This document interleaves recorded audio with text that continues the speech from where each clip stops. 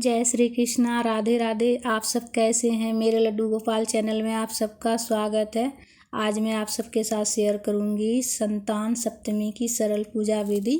संतान सप्तमी की पूजा संतान की लंबी आयु के लिए किया जाता है।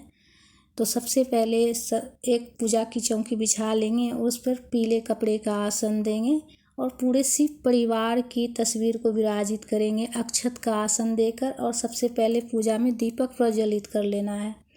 तो मैं दीपक प्रज्वलित कर ली हूँ और अक्षत का आसन देकर दीपक को रखी हूँ। जल का छिड़काव करके भाव स्नान करा ली हूँ। पूरे शिव परिवार का तिलक कर रहे हैं, दीपक का भी पूजा कर लिए हैं। तो भोले बाबा को भी पीला चंदन लगाएंगे, रोली लगाएंगे, गणेश जी को, पूरे शिव परिवार का पूजा करनी है। तो आप चाहे तो मिट्टी का भी पूरे शिव परिवार बनाकर पूजा कर सकते हैं, जैसा कि मैं आपको बता रही हूँ, बिल्कुल सरल विधि से मैं बता रही हूँ। तो पूरे शिव परिवार की तस्वीर रखकर आप सरल विधि से कर सकते हैं। संतान की लंबी आयु के लिए, उनके अच्छे स्वास्थ्य के लिए, और अगर संतान नहीं है तो तेजस्वी संतान की प्राप्ति के लिए व्रत किया जाता है। संतान के लिए ये व्रत होती है, तो ये व्रत संतान के लिए किया जाता है। तो वस्त्र रूपी कलावा अर्पित करेंगे गणेश जी को, भोले बाबा को और माता पार्वती को भी। पुष्प जो भी हो पुष्प अर्पित कर लें, दीपक का भी पूजा कर लें।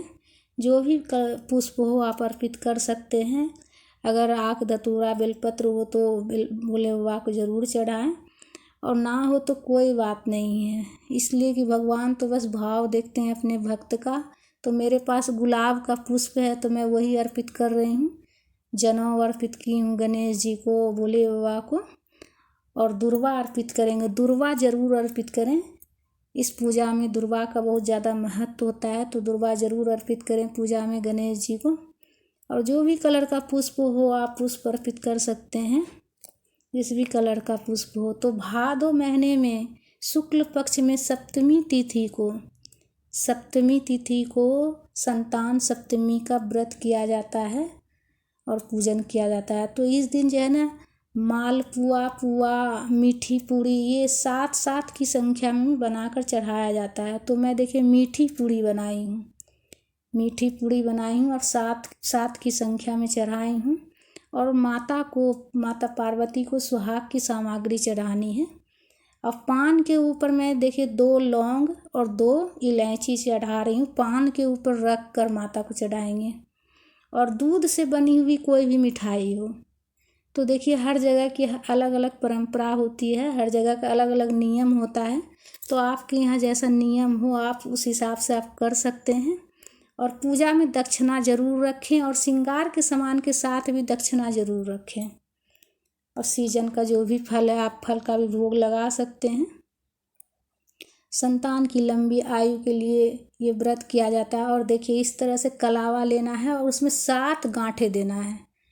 7 गांठ देना है और पूजा में चढ़ाया जाता है। पूजा के बाद इसे दाहिने हाथ में बांधा जाता है। तो देखिए 6 गांठ मैं पहले ही दे दी हूँ, 1 गांठ आपको दिखाने के लिए मैं अभी दी हूँ।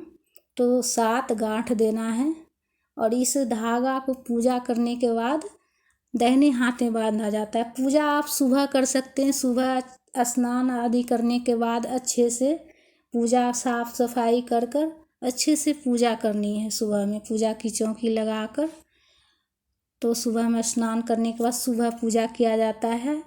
तो दूध से बना हुआ मिठाई भी चढ़ा सकते हैं आप, दूध भी चढ़ा सकते हैं। तो देखिए मैं दूध भी चढ़ाई हूँ। और जल का भी भोग ज़रूर लगाएं।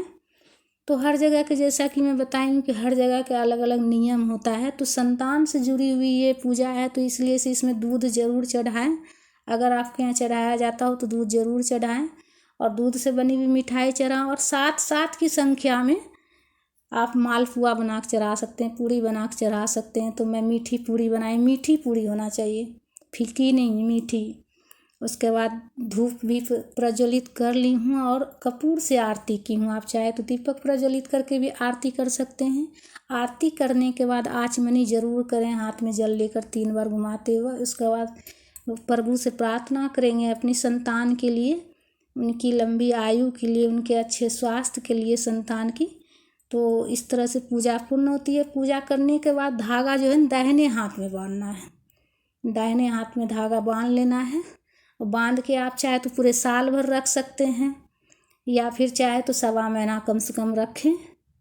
तो इस तरह से उसमें श्रृंगार की सामग्री जो है वो दान, आप चाहे तो दान कर सकते हैं, 1-2 सामान उसमें से रख कर दान कर दें। और जो 7 की संख्या में जो मीठी पूरी चढ़ाए हैं वो 7 की संख्या में एक जो व्रत करेंगे उसे खाना है, 7 की संख्या में ही खाना है। और बाकी जो 7 की संख्या के एक लाइन है वो किसी मंदिर में आप दान कर सकते हैं। दक्षिणा जो रखें पूजा में वो भी दान कर सकते हैं, आप दान कर सकते हैं। दक्षिणा और श्रृंगार की सामग्री 1-2 चीज़ें आप अपने लिए रख कर दान कर सकते हैं। इस तरह से पूजा पूर्ण होती है।